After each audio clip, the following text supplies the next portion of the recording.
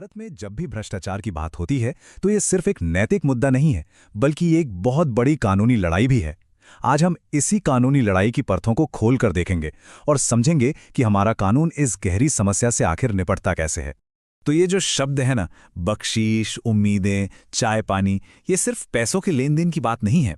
असल में ये रिश्वत के लिए इस्तेमाल होने वाले कोड वर्ड हैं, जो एक बहुत गहरी सामाजिक समस्या की तरफ इशारा करते हैं। और यही वो छोटी छोटी उम्मीदें हैं जो मिलकर भ्रष्टाचार का एक बड़ा और बहुत ही उलझा हुआ सिस्टम बना देती हैं। तो फिर सवाल ये उठता है कि जब समाज की ये आदतें और ये उम्मीदें कानून के सामने आती हैं तो होता क्या है। बस यहीं से हमारी आज की पड़ताल शुरू होती है। हमें समझना होगा कि इस समस्या से निपटने के लिए कानूनी ढांचा क्या कहता है। तो चलिए सबसे पहले जरा उस जमीनी हकीकत को ही समझ लेते हैं जिसे ये कानून बदलने की कोशिश कर रहा है। ये खंड भ्रष्टाचार के उस रोजमर्रा के चेहरे को सामने लाएगा जिसे हम सब ने कहीं ना कहीं देखा या सुना है। असल में इस पूरी समस्या की जड़ बहुत सीधी सी है, अपने पद, अपनी अथॉरिटी का निजी फायदे के लिए गलत इस्तेमाल करना।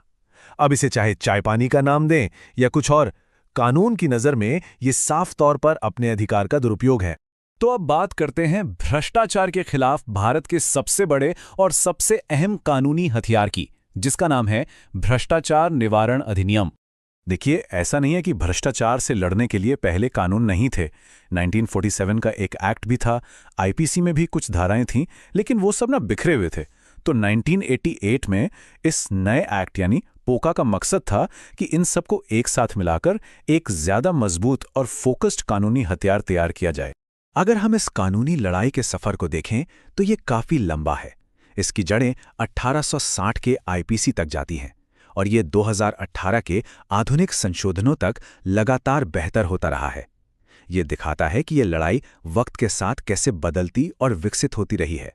1988 के इस कानून की जो सबसे बड़ी खासियत है वो है इसका दायरा। इस कानून ने एक बहुत बड़ा जाल बिछाया है ताकि कोई भी आसानी से इसकी पकड़ से बच ना सके। चलिए देखते हैं कि ये जाल आखिर कितना बड़ा है। अच्छा, इस पूरे कानून के सेंटर में एक ही शब्द घूमता है और वो है लोक सेवक यानी पब्लिक सर्वेंट। पूरा का पूरा कानूनी ढांचा इसी एक परिभाषा पर टिका हुआ है। पर सवाल यह है कि आखिर इस परिभाषा में आता कौन कौन है। और इसका दायरा देखिए, सच में हैरान करने वाला है। यह सिर्फ सरकारी बाबुओं तक की बात नहीं है, बल्कि इसमें जज, बैंक के कर्मचारी, यूनिवर्सिटी के वाइस चांसलर और यहां तक कि विधायक यानी एमएलए भी शामिल हैं। संदेश बिल्कुल साफ है, अगर कोई पब्लिक ड्यूटी कर रहा है तो वो कानून के दायरे में है। अब देखिए, कानून बना देना तो एक बात है, लेकिन उसे अदालत में साबित कर पाना वो बिल्कुल अलग कहानी है। अब हम इस कानून को लागू करने में आने वाली सबसे बड़ी मुश्किल, सबसे बड़ी चुनौती पर बात करेंगे। यहां एक बहुत ही जरूरी एक कानूनी पेंच है जिसे समझना होगा। किसी के पास से रिश्वत के पैसे मिलना ही उसे दोषी साबित करने के लिए काफी नहीं है। कोर्ट में प्रोसिक्यूशन को यानी अभियोजन पक्ष को यह साबित करना पड़ता है कि रिश्वत की मांग की गई थी।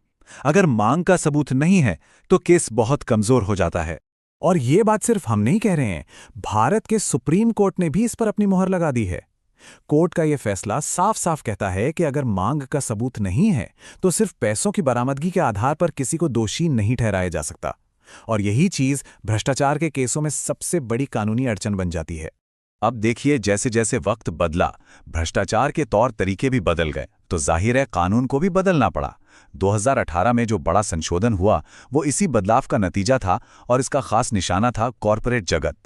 ये कानून में एक बहुत बड़ा, एक तरह से कहें तो स्ट्रैटेजिक बदलाव था। अब सिर्फ रिश्वत लेने वाला ही गुनहगार नहीं है, बल्कि रिश्वत देने वाला भी अपराधी माना जाता है।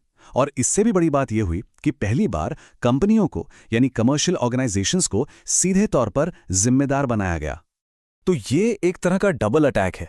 अगर कोई कंपनी भ्रष्टाचार में शामिल पाई जाती है तो सिर्फ उस कंपनी पर भारी जुर्माना ही नहीं लगेगा, बल्कि उस कंपनी के जो जिम्मेदार अधिकारी हैं जैसे डायरेक्टर्स या मैनेजर्स, उन्हें जेल भी हो सकती है।